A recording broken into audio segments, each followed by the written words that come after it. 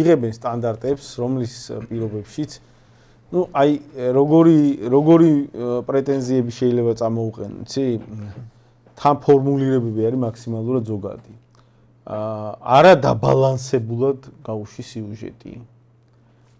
მიკერძოებული პოლიტიკური დამოკიდებულება თქვენს მედია პროდუქტში არის დასჯადი. აი მიკერძოებული, ჩვენი არხი მიკერძოებულია ჩვენ პოლიტიკურ პლატფორმაზე.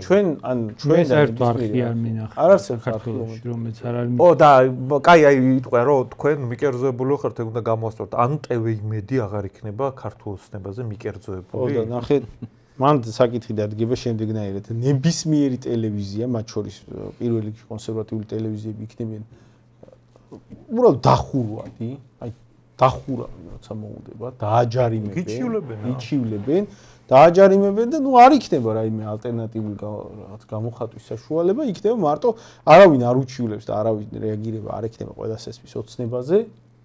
იმედზე, რომელსაც საერთოდ არავინ არც ერთი ოპონენტი არ მიუწევია, არც ერთი სხვა განსხვავებული აზრის, განსხვავებული პოზიციის პოლიტიკური წარმომადგენელი არ მიუწევია, რა წლების განმავლობაში. და პირდაპირ, ნუ არც მაგას არ დამალვა. პრაქტიკაში როგორ იქნება ხალხი რომ მიხვდეს, მოდი სურათს დაგიხატავთ. რა, მაგალითად ჩვენ აგვზივართ და განვიხილავთ ოცნებას და ნაცებს. და ვამბობთ, რომ არც ოცნება ვარ და არც ნაცები და მოგვივა საჩივარი. მაუწყებლიდან რომ რატო არ არის თქვენ გადაცემაში წარმოდგენილი და ოცნების და ნაცების წარმომადგენლები. და მან პასუხი რომ რავი არ მოდიან და რავი საერთოდ ჩვენი გადაცემა არ მინდა, ეგ აღარ შეიძლება. ოღონდ TV იმედს ვინმე კი ვერ უჩივლებს რომ აი ჩვენი პარტიიდან რატო არ მიწვით არავინ. არა ჩვენთან ჩვენ გადაცემაში წარმოდგენილი იყო ოპოზიციური მხარე და ვინ და აგერ ხალხის ზალა. აი ოცნება ხო იყო?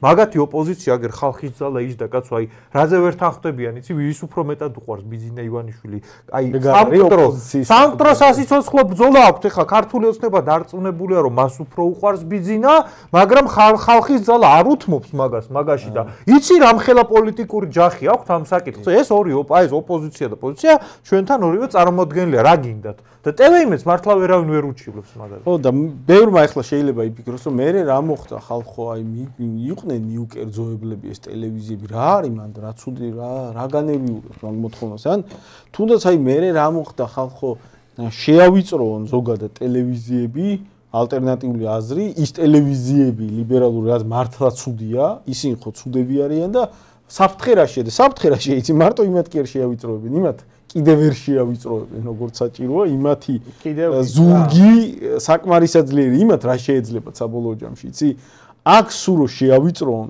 სათაო ოფისებს გაიტანენ ქვეყნის გარეთ ხო იქიდან იმაუწყებლებენ იმაზე ეფექტურად ვიდრე მაუწყებლობდნენ იმიტომ რომ რაღაც რეპუტაცია გაეზდებათ რომ რაღაც დევნილები არიან ესტონეთიდან სადღაც ესტონეთიდან ჩართავენ ნოდარმელაძე ჩაერთვება ესტონეთიდან მაგრამ ჩვენნაირ ტელევიზიებს ნამდვილში არა მარტო ტელევიზიებს აი ეხა ხო აქვს თიძე დახვეული ეს ბრიტანული მოდელი გეგონება კაი გეგონება კარგია ხოდა შორის ტრამპი ებძვის ისე ცნობისთვის ქართული ოცნების წარმომადგენლებო ვენსი რო გამოვიდა იქ მიუნხენის კონფერენციაზე მათ შორის ბრიტანულ მოდელსაც შეეხო ხა თქვენ რო ვითომ ტრამპის გამოყენებას სათქვენოდ რო ცდილობს თქვენ ხა რასაც ნერგავთ მაგის წინააღმდეგაა ტრამპი და ბრიტანეთში არა მარტო ტელევიზიებს ეხება ეს საკითხი ბრიტანეთის აი ეს კანონმდებლობა სრულიად უაზრო და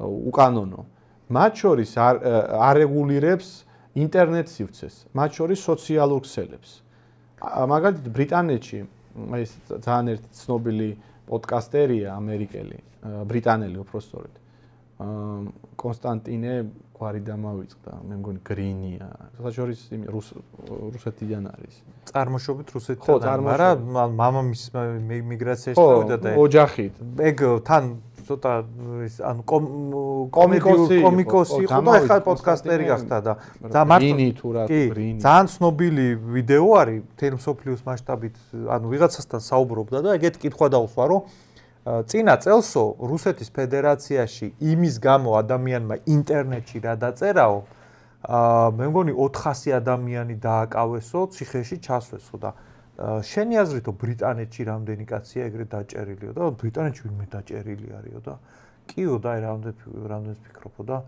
არ ვიცი და რამდენიმე 1000 დაიჭერეს წინა წელსო რა. ეხლა რო იყო სერიოზული ანტი საიმიგრაციო გამოსვლები ბრიტანეთში ვიღაცა ზანგმარო ბავშვები მოკლა დანით და მაგაზე საპასუხოდ რო მათ შორის ბავშვების გაუპატიურების შემთხვევები იყო და ყოველდღიურობაა მან და მაგაზე არც არავინ ყურადღებას არ აქცევს.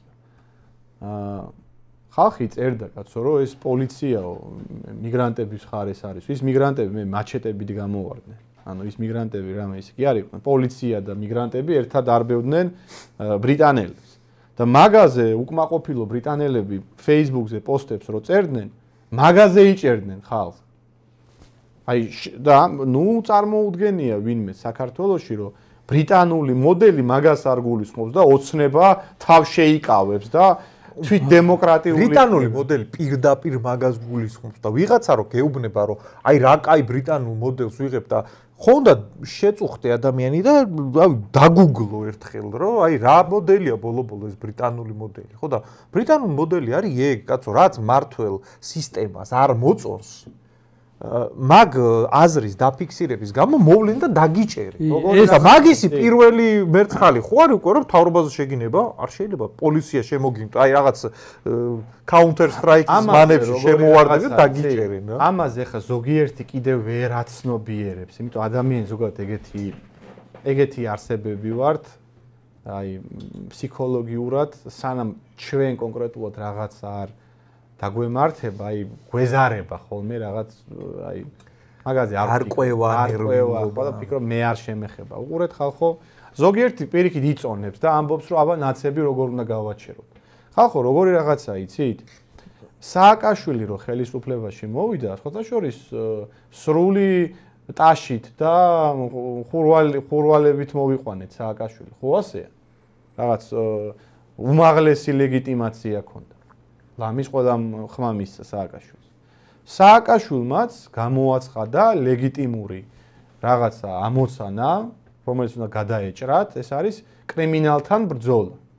ხო მასეა? და მართლაც იყო, კაცო, ეგ კრიმინალი, ხო მართლა არსებობდა, მანქანას ვერ გააჭერებდი ქუჩაში. კი, ბინებს ტეხავდნენ და იმაში საჯარო ტრანსპორტში ვერ ახვიდოდი, ვიღაც ჯიბეებში. და ნარკომანის პრობლემა. ყველაფერი მართლა არსებობდა, კაცო, სააკაშვილმა კი არ მოიგონა, მაგრამ ეს იმის ფასად ხო არ უნდა მოეგვარებინა, რომ 300,000 პრობაციონერი ყავდა და წელიწადში რომ რამოდენიმე ასეული გვამი გამოქონდათ. იმიდან ციხეებიდან რომ კლავდნენ ადამიანებს და ციხეში თუ მოხვდებოდი, ნახევარი ჯანმრთელობა რომ იქ უნდა დაგეტოვებინა. მაგის ხარზე ხო არ უნდა მოხდეს კრიმინალის დამარცხება. ხო და კეთილი ინებოს კაცო ხელისუფლებამ და თუ უნდა აი ეს პროდასავლური რაღაცა ანტიქართული და ანტისახელმწიფოებრივი რაღაცა გავლენების შემცირება და შესუსტება, მოდი ისე ნუ გააკეთებ მაგას რომ ყველას შეეხება, რაღაცა პრაგმატულობის ჩარჩოებში გააკეთე.